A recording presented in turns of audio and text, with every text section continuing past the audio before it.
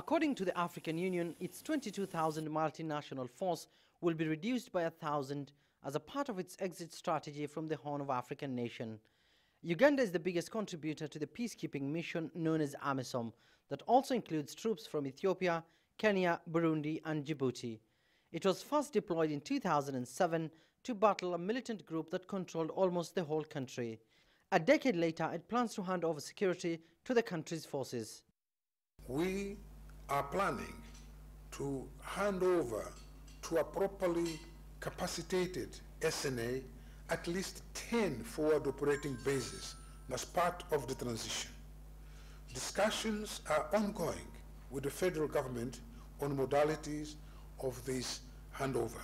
Somalia's leader says that the National Army has improved in strength, but it's not ready to go it alone. In October, the president embarked on a regional tour rallying support for an upcoming offensive after more than 500 civilians were killed in the country's deadliest attack ever.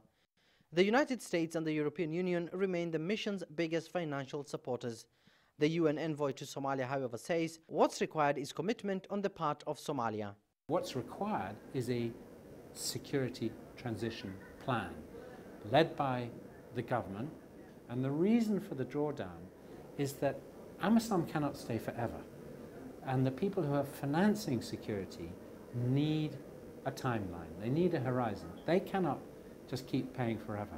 African Union troops remain in control of major towns that fall under south-central regions, allowing the government to restore a semblance of authority for the first time in years. Meanwhile, several hundreds of Somali troops recently graduated from this Turkish-run military academy. These forces will likely to play a pivotal role in replacing African Union troops. The government's new security architecture plan is to have an 18,000-strong army, supported by 32,000 police officers to be deployed all across the country.